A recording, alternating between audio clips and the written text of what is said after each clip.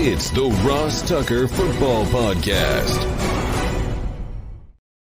Oh, yeah, it is. But it's not just any Ross Tucker Football Podcast. It's a Monster Monday presented, of course, by DraftKings. We've got two, not one, but two awesome guests. Both happen to be Eagles offensive linemen on today's show. Actually, got a chance to talk to these guys at the Super Bowl. Brett Toth, an Army veteran, perfect for Memorial Day. And then Cam Jurgens, who's the presumptive starting right guard for the Eagles this year. Got a chance to catch up with both those guys. Excited for you to hear those interviews. And I'm also excited because I got one more day to drink some Labatt Blues before it's back to the work week. If you want to take things to the next level, be like your boy, drink some Labatt Blue Lights with your friends and live life to the power of we. Always enjoy responsibly. Beer, Labatt USA, Buffalo, New York. It's Brett Toth time. It's Big Show time. The Big Show. All right, I'm here with Eagles offensive lineman Brett Toth.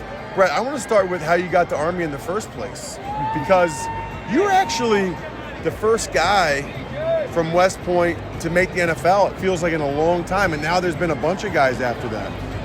First off, I just need to credit everything to Coach Monk and his staff there. I mean, when I first got there, I was a 220-pound offensive lineman, not too much promised to me. And again, for how strict it is there, when you're with a team, you got a lot of time to just focus on that because there ain't much else going on. And outside of like the military training, obviously, but the staff just instills in you a drive and dedication to your craft and gives you everything you need there to just be successful at what you do. By the way, yes, this is at Super Bowl opening night, and those are the Eagles fans in the background. Where are you from, and where else did you almost go? Charleston, South Carolina. A bunch of my offers were like preferred walk-on spots, like Clemson was there. Did well academically, so I had a full ride to a bunch of in-state schools, and Army just stood out to me. I thought it'd be cool to end up playing on this stage one day, and I told myself, you know, if it's meant to be, I'll find a way to do it. And also with a lot of prayer from my dad, I ended up taking the offer to go to Army. So did you, because when you came to Army, were they allowed to go to the NFL? No, because you weren't. You didn't go right to the NFL. All right, let's fast forward. You go to Army, you have an awesome career, you get bigger, and then talk to me about the NFL draft process, because that's been a big conversation this offseason with Andre Carter. So what was your process like? It's pretty cut and dry. They told me I'm not allowed to go. Made it easier. So rewind. You're a junior, and agents are calling you, or what's going on? Like, when did you know you were a prospect? Shoot, there were a few coaches that kind of recognized it my junior year, but again, for how that coaching staff really runs the culture of the team, it's about team first. Even senior year, I would say 1 or 2 games in, I kind of realized that I could make some plays. And agents did kind of start coming out of the woodworks, but I told them not until the season was over, just because everything while you're there is about the task at hand, winning, changing the narrative of the Army team. Right. And it wasn't until the end when got offered for the Shrine Game, got into the Senior Bowl, the Combine, that it kind of took it by storm. And I spoke to some military officials when we were at our White House visit after winning the CIC. And was that your senior year? That was my senior year. The first time you guys beat Navy?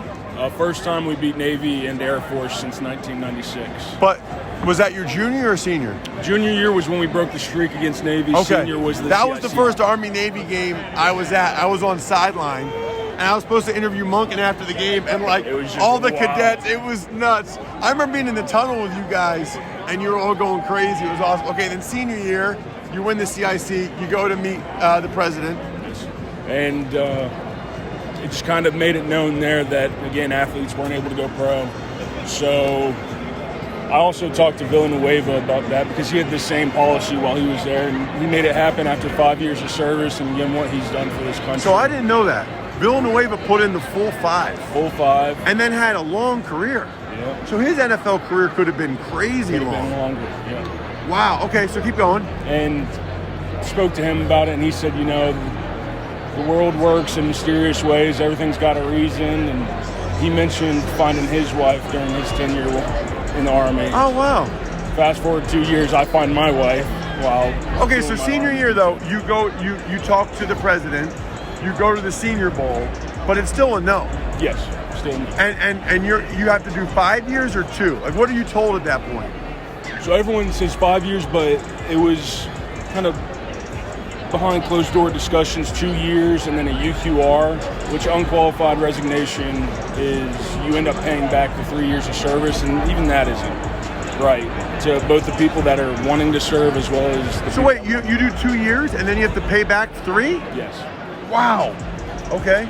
And the way the policy is now, for the full 5-year commitment to still be intact whenever you're done playing football, this career, it doesn't last long. You take everybody that goes to camp and you weigh it versus everybody that has a 15-year career, it comes out to a 2-year average. Yeah. For every guy that goes 20 years, you have 37 that don't make it out of camp. So you think just getting the publicity out of it, it's a win-win. The 5 years is still there, and guys look forward to that. I can't tell you how many guys play football at West Point, still don't really know what they want to do with the future, and then end up going infantry.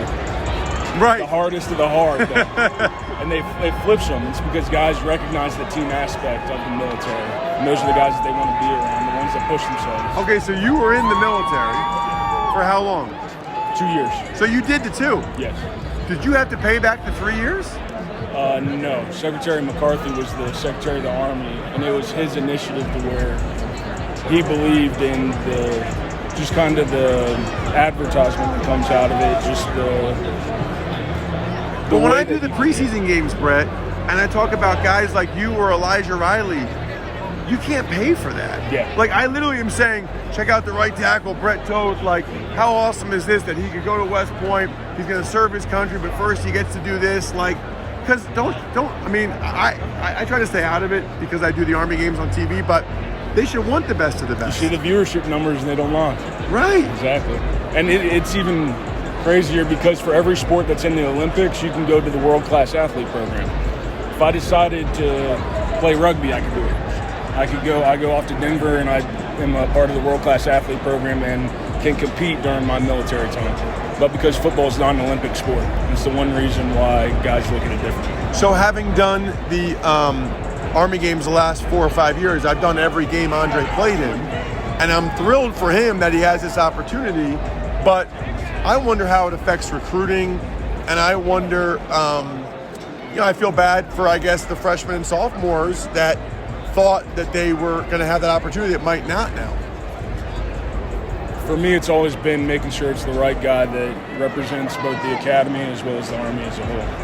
That's what's going to come out of it. If you have guys that aren't represented the correct way, I can see where this kind of tarnishes what you get out of it. But I met Andre. I've met him about a year ago, and I've been invested in his journey right now. He's absolutely the right guy. And he's gritty. I'm excited to see where he goes in the draft. And whatever team he goes to, you know the kind of kid that you're getting. Yeah. Tell him what to do. He's going to do it to the best of his ability, and that's kind of what you're ingrained while at West Point. So what year is this for you now in the NFL? You're wrapping up. Your 4th year. Yeah. You were on IR, PUP all year. Yes. What was that like?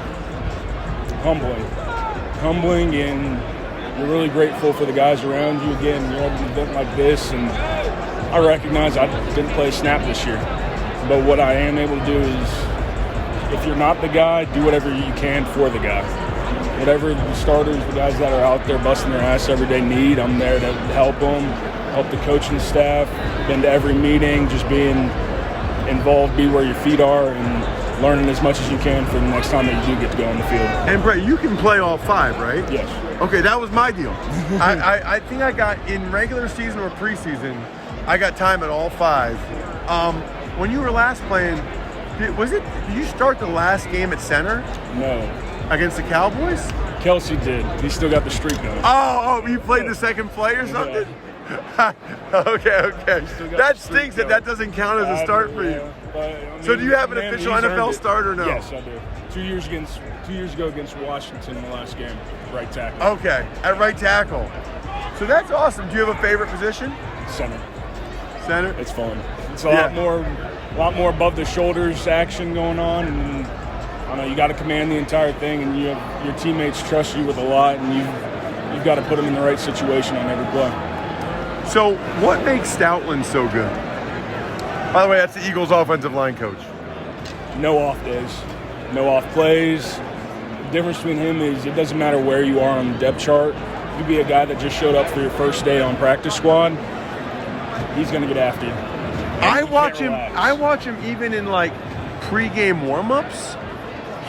He'll be working with like the inactive guys, and you guys will be doing like combo blocks like hard. It keeps you stressed out because it's just like that in meetings as well when there's nothing physical about it. But it gets you better because it's the accountability. Every rep's being watched, evaluated, and you've got to be Navy. And you just got to be ready every play. That's awesome. Brett, thank you so much for joining me. Really appreciate it. Absolutely. Thank you. Okay, so I know a lot of you this time of year do like spring cleaning. While you're doing the spring cleaning, take a good hard look at your showers and your bathtubs. My guess is for a lot of you, it's like that old 90s fiberglass, ugly one piece. No. I just can't tell you. It like brightens the room. It brightens the mood when you get a new shower or bath from West Shore Home. The coolest thing for you guys, all of you, just go to westshorehome.com/Ross. I would love to get your feedback. You can email me, ross@rosstucker.com. Look at the before and after pictures and videos of our 2 upstairs bathrooms. It's not even close. You can see everything they did. They did it in a day. You get a free estimate, by the way. Why would you not get a free estimate? Plus, you can qualify for free installation for a limited time. Go to westshorehome.com/Ross today to lock in this crazy offer. It's Cam Jurgens time. The Big Show. All right, so I don't know if our next guest, who I told you guys I'm really excited about, I don't know if I made him famous last August or he made me famous last August with how well he performed. He is Cam Jurgens, who had like the best rookie preseason I've ever seen and made the preseason games very entertaining for me. Thanks so much for coming on the show, man. Oh, yeah, no problem. I think it was a little joint effort of us helping each other out. You talking good on me and me coming through and doing well in your talks. Dude, was it? I mean, I don't know how else to say it. Was it easier than you thought it would be? Like, you were really good right away. Maybe you just didn't know any different. Yeah, I think I kind of went in with the same attitude I did in college. It's like, hey, I'm going to fly around, I'm going to do my thing, and I'm going to have fun with it. And, I kind of worked my ass off getting to that point of learning the plays and everything. So when you know what you're doing, you can kind of play a little faster. And, Coach Stout kind of helped me get to that point. What was it like this year? Because you played a lot in the preseason. Kelsey was hurt in the preseason. So you were with the starters. You were getting all the reps with the ones. You were the guy. And then this year, Kelsey, we know, never gets hurt. He plays. What's this year been like for you? Man, it's been so fun. Obviously, it's my first year in the league, and being able to go to the Super Bowl is incredible. Yeah. You can't ask for a better I never year. even got to a conference championship. Yeah. So jealous of you guys. It's crazy. And I get to learn behind Jason Kelsey, and it's been awesome. But, yeah, it's been cool. It started out at the beginning of the year when he was down, and, I got to fill in for that spot. And, it was just like college for a little bit, being that guy, snapping it. And so now kind of took this whole season and kind of treat it not like it's a redshirt year, but like, hey, learn everything I possibly can and do everything I can for the team. And so when my time is ready, I'll be there and ready to go. So one of the things you and Jason Kelsey have in common is just how good of an athlete you guys are. Kelsey played fullback and linebacker in high school. I know you played a bunch of spots too. Mm-hmm. I think I played everything in high school except O-line. I played quarterback a little bit, mostly tight end, receiver, and I played a lot of running back too. But then on defense, I was mostly the middle linebacker, and So fun, right? Literally everything except O-line. I think the last time I played O-line was when I was in like 3rd grade because I weighed too much. And, you know, when they put the stripe on the helmet for the guys that weigh too much, you can't carry the ball, I was so mad. It was like, I got to go play O-line now. So when you went to Nebraska, you went there to play tight end? Yeah. Most schools are looking at me at tight end or like a DN type outside linebacker. And I started out at tight end for the first summer and like maybe halfway through the first year, and then I was kind of learning O-line but still playing tight end because I kind of still traveled as a tight end, so it was a weird first year. I want to go back to high school. Like, do you have some awesome highlights? Like, how long was like your longest touchdown? Oh, I got some great highlights. Dude, I gotta Google that. I mean, when you're playing in Nebraska, it's not How like... many kids were in your graduating class? About 170. Oh, so that's not that small of a school. No, so You're not like a little we're 8-man class B, school. so it goes like A, B, C, D to like 6-man. Yeah. And so we're the second highest. Okay, yeah. So that's legit ball then. Oh, yeah. But the talent level is nowhere where you're going to find like a big Texas or like Right. Florida school. So like I was able to do a lot of cool stuff. It's awesome. All right. One of the things you do that's cool is you have your own beef jerky company, which is amazing. Tell me how that started and how it's going. Yeah, it kind of started with the whole college NIL deal.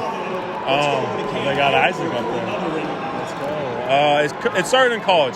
They had the NIL deal just starting to pass.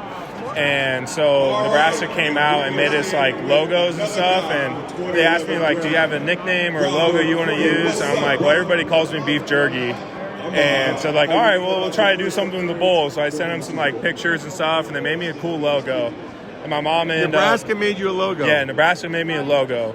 And so my mom took that logo and put it on a T-shirt, and we started selling those T-shirts. And before long, like I grew up like with my dad making deer jerky and different things, and so it was pretty natural for us to start making some jerky. And we actually paired with like our local locker, and we had a few reach out to be like, hey, can we make your brand of jerky? And so we kind of met with them, figured out what was good, and started making some jerky with them. And it's been so cool. My mom just retired a couple years ago, so she's had a blast just like helping out, running stuff. And it's cool because in Nebraska, we actually had another teammate, Matt Sichterman, make me a website, a Shopify website to build everything and send out like all the shirts, jerky, and whatnot. So it was cool. It's not just a project for me, but a little like it's a cool project that turned into something a lot bigger, I'd say. So tell me what it was like in the preseason when during the preseason games I was not only talking about how great you were playing, but also talking about the beef jerky. Talk to me about sales. Dude, that was crazy. Like we try to have a decent amount of jerky on stock, but then I'd get done with the game and I'd have my phone's blowing up and my mom's like, sold out jerky again. I'm like, hey, let's go. Like I'd be so pumped up. So we'll try to run it back next year. Let's do it, man. That's awesome. You got to get me. I need a free sample or something. Oh yeah. I love jerky. So my wife, my father-in-law, like they're big hunters. So we get venison jerky all the time. Delicious. You know what I like too? Like venison sticks. Like the meat sticks. Those are good too. Oh yeah, no doubt. We've made a bunch of different things, and it's cool getting to try different things out each year, especially with deer, beef, or pig. Like it's fun. So we've talked about this before, but I want to give him a shout out on the show. We have something in common, and that's Frank Verducci, who was my coach with the Cowboys as well as the Bills. My favorite coach I ever had. What did Frank Verducci mean to you? He meant a lot, and it was really cool because when I got to college, I'm playing tight end, and they asked me to move over to O-line, and at first I'm like, man, I don't know if I can carry that weight. I don't know if I'm going to be O-lineman. Like, I'm over here catching passes, and now I got to go block. But I love blocking. That's my favorite thing to do. So once I got over to it, but it was Coach V initially that like met with me. He's like, hey, like, I had a few guys. I had this guy at Iowa that went from tight end to tackle, and now he lives on a lake. You know, he's played in the NFL for a while. It's like, hey, like you got a future at this spot. And so I'd go over during practice. Verducci said that to you. Yeah. Because Iowa did that all the time with guys. Like Ross Verba, like all those guys who used to be tight ends. So day one, he kind of told me that. So I'd go over and practice and do the scout team O-line. And I didn't know how to line up or do anything. So I'm just having fun out there playing around. Then every day after practice, I'd go meet with Coach V. And we'd go through the clips, and he's like, hey, this is good, this is bad. And it was fun, again, to, like, dissect that and learn, like, every day. And it was cool, you know. I think I saw within, like, 1 week of just meeting with them, like, my game got better, and I started learning and having fun with it. I was just going to say, can you still have fun? Like, do you have fun playing O-line? Oh, yeah. I have so much more fun. I was so tired. More fun. I was so tired of running 15 yards for them to not throw me the ball. I love it. What's the biggest thing you learned from Kelsey? I think the way he breaks down defenses is different than anybody I've ever met. You know, he's got such a good mind about the defense and schemes and what certain plays work well against different schemes. I just never looked at like offensive plays in that perspective where we'll be playing a new team and he's like, oh, well, this D coordinator is he coached under this guy 10 years ago for this, so he's in this family, and this family of defenses do this blitz. And it's like, so he's got such a huge, like, mind of, like, just knowledge. And so I think a big thing is, like, before I learn, like, plays, but, like, while I'm learning my plays, be smart and learn, like, defensive schemes and what works well against that. Obviously, you see what he does pulling, and you do that very naturally. I've been impressed by some of his double teams at the point of attack, like popping hips on some of these guys, sending them flying. It's not easy to do. It's like a timing thing and a hand placement thing. Yeah, no doubt. And I think that's something Stout harps on every day. Like, we're not going to go a day without working double teams. And so it shows. We're really good at it. Yeah, it is so fun. I mean, to watch all you guys, but the left side of the O-line, dude, those guys, I mean, even like, I don't know how much Landon weighs. Those guys are monsters, and it is fun to watch them roll off the ball. Landon weighs a lot. He weighs a lot. I can tell. Cam, thank you so much for coming on the show, man. I really appreciate it. Hey, appreciate you. Back-to-back Eagles O-linemen.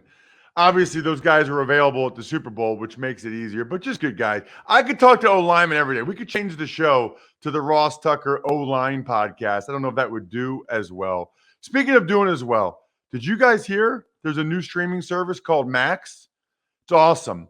With everything on HBO Max that was already there, including HBO, the DC Universe, Adult Swim, together with TLC, Discovery, Food Network, and more. Basically, most of the channels that my wife and I watch. She watches some of the other ones like Discovery, Food Network.